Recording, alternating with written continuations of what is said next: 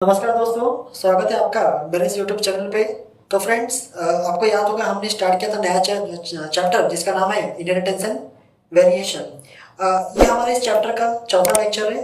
इसके पहले वाला लेक्चर यानी कि थर्ड लेक्चर में हमने पढ़ा था जो मेंडल ने कैरेक्टर सेलेक्ट किए थे अपने एक्सपेरिमेंट्स के लिए, यानी कि 7 pairs of contrasting character.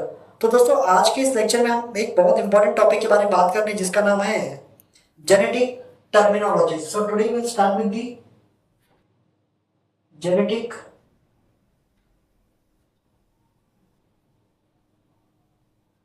Terminology.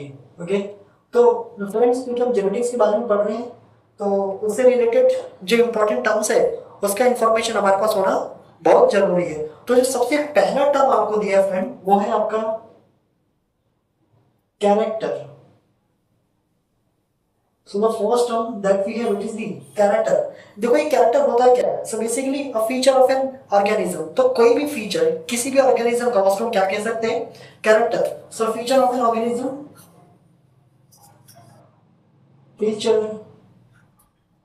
Of an organism can be consider as what? A character. जैसे कि एग्जांपल एक कम है, फॉर एग्जांपल हाइट। ध्यान देना स्टूडेंट, हाइट एक कैरेक्टर है, एक किसी भी पर्टिकुलर ऑर्गेनिज्म का फीचर होता है। सिर्फ हाइट नहीं, हाइट के अलावा वेट हो गया, इंटेलिजेंस हो गया, स्किन कलर हो गया, ये सब क्या आपके कैरेक्टर है, यानी कि feature of an organism. Next जो आपके पास टर्म है that's your trait. So the next term that we is the trait. बहुत सारे स्टूडेंट्स को कंफ्यूजन होता है कि ये ट्रेट और कैरेक्टर एक ही है। नहीं फ्रेंड्स, इन दोनों में थोड़ा सा डिफरेंस आपको देखने को मिलता है। अब क्या डिफरेंस है? सो ध्यान देना, trait is nothing but it's a character. है तो character. Okay, so it's a character. So the character along with its detectable variant. Okay, so the character along with its detectable variants can be considered as what? A trait. जैसे यहाँ पे हमने character देखा था height. अब height के सबका same होता है? नहीं, बिल्कुल नहीं। कोई छोटा होता है, कोई बड़ा होता है, कोई मीडियम साइज का होता है। वैसे ही इंटेलिजेंस भी सबका एक जैसा नहीं होता है। किसी का इंटेलिजेंस काफी हाई होता है, किसी का लो होता है, किसी का मीडियम लेवल का इंटेलिजेंस आपको देखने मिल जाएगा।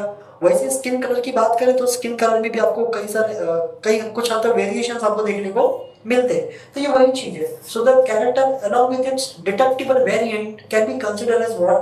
Trait.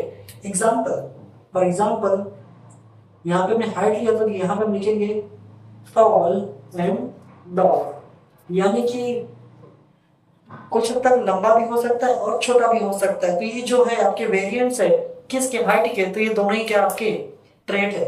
तीसरा जो आपके पास टर्म है उसका नाम है फैक्टर।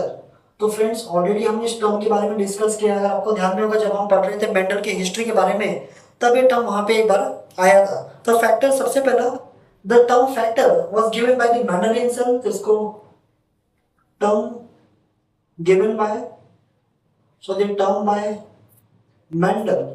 इस टर्म को देने वाला पर्सन कौन था? तो मेंडल ने खुद इस टर्म को दिया था। अब देखो, factor basically it's a discrete particle. Mendel ने जो बताया था वही हम लिखेंगे यहाँ पे। So it's a discrete particle, discrete particle responsible for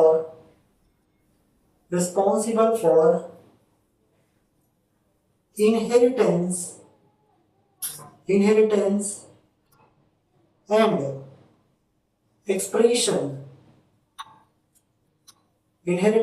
and expression of character or trait.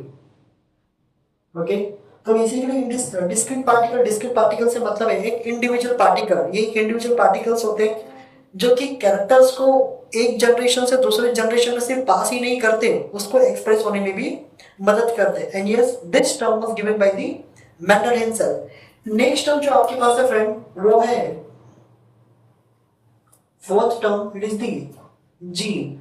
अब देखो, जीन और फैक्टर में कोई डिफरेंस नहीं है। फैक्टर नाम पहले आया था, मेंडल ने दिया था जीन। ये जो टर्म है, this term given bye So the term gene given by the Johansson. So the term gene given by the Johansson. Now that gene is segment of DNA. इसको बताया जाता है it is the segment of DNA. बाकी आगे का statement आपका same है. Responsible for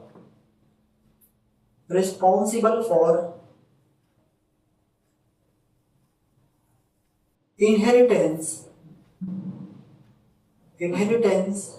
and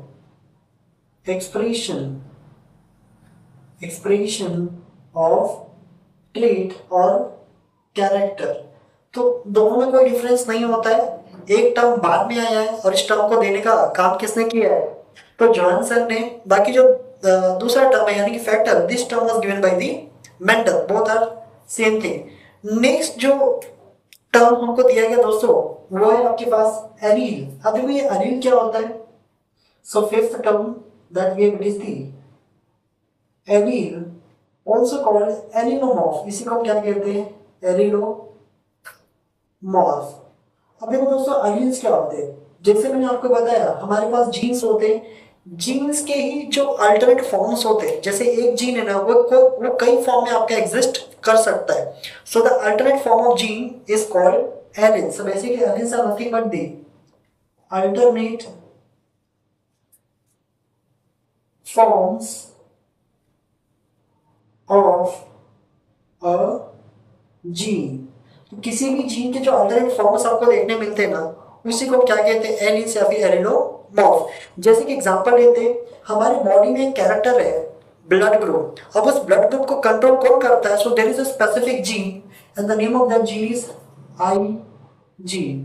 तो दोस्तों हमारी बॉडी में एक जीन है, उसका नाम है I gene. Now this I gene control what? A character and that character is blood group. Okay.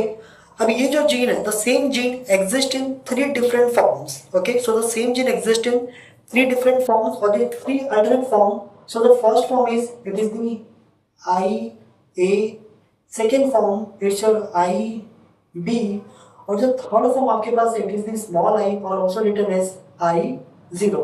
तो ये जो तीनों आपको अल्टरनेट फॉर्म्स दिख रहे हैं इसी को हम क्या कहते हैं? Alleles. And these 3 alternate forms are the alleles of a single gene that's your I gene.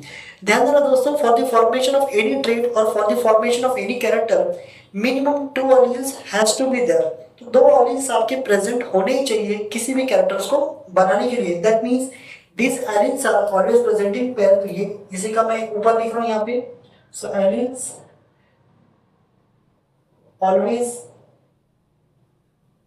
present in pair.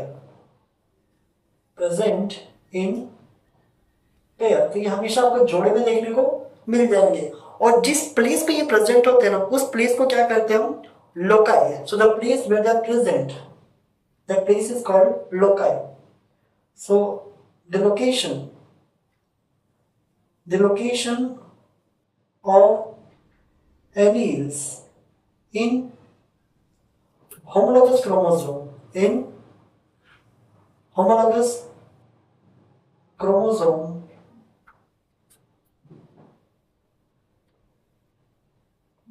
called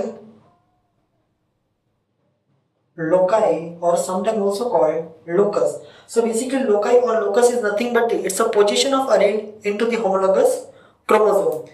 next दोस्तों आपके पास जो टर्म है it is your 6th term that we have, it is the dominant allele. अब देखो allele 2 तरह के हो सकते हैं. So there are 2 different types of allele. The allele can be either dominant और रिसेसिव. तो हम बात करें सबसे पहले डोमिनेंट एलील की. अब ये क्या होता है? तो जो अलील होता है so basically it is the allele which express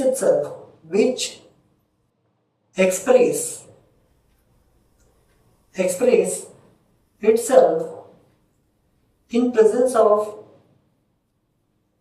presence of other allele. जैसे कि मैंने आपको बताया एलील्स जब भी प्रेजेंट होंगे तो जोड़े में होंगे यानी कि पेयर में होंगे. तो यहाँ पे एक एग्जांपल लेते हैं हम. For example capital T and small T. तो देखो यहाँ पे ये जो कैपिटल टी है ना, this capital T is actually a dominant allele, क्योंकि ये जो एलील है, ये स्मॉल टी यानी कि ये जो छोटा वाला एलील है इसके साथ प्रेजेंट है, यानी कि रेसेसिव एलील के साथ प्रेजेंट है, तो इसकी एक्टिविटी को ये मास्क कर देता है। This capital T does not allow this small T to express itself. तो ये जो कैपिटल टी है ना दोस्तों, यही आपका क्या है, डोमिनेंट एलील है। So this one is the dominant allele. तो यहाँ पे जो फेनोटाइप आपको देखने मिलेगा, it is going to be the tall. Next आपके पास है दोस्तों 7, it is your recessive allele. अब बताने की जरूरत नहीं है आपको ये क्या हो सकता है।